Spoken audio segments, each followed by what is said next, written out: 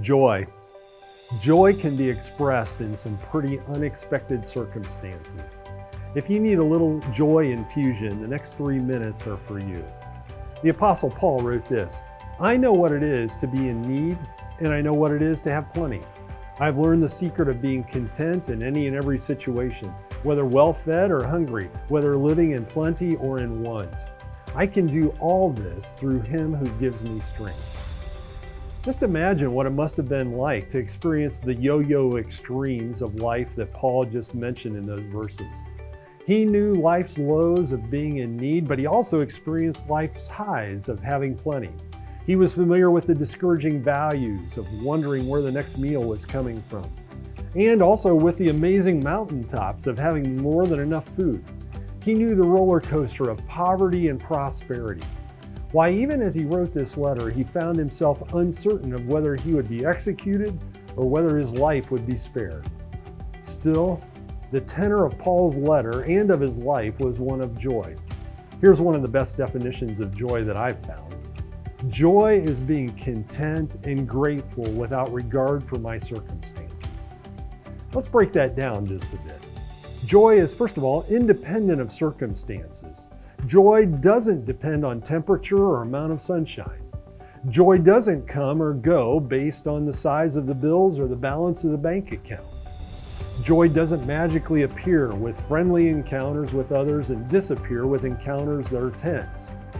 Joy isn't contingent upon recognition of others or lack of it. Joy also requires contentment. That reality echoed through in Paul's statements earlier. Twice he said that he had learned contentment.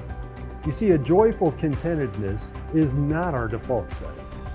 There's a learning process to it. Joyful contentment will require that we remove ourselves from the focal point of importance.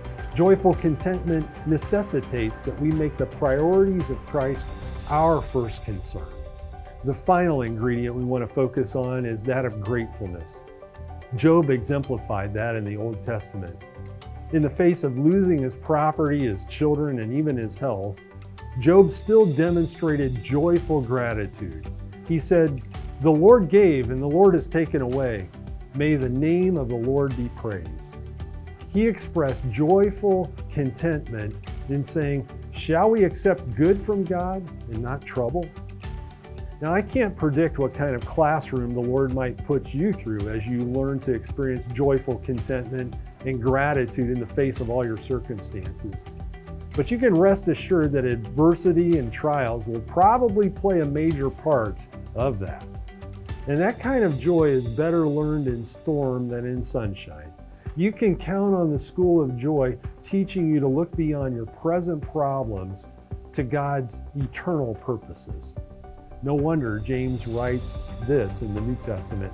He says, "Consider it pure joy, my brothers and sisters, whenever you face trials of many kinds, because you know that the testing of your faith produces perseverance."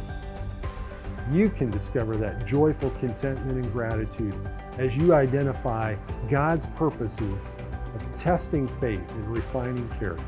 Those are realities that apply to your present trials, and yet you'll have to remember them when the next difficulty comes your way.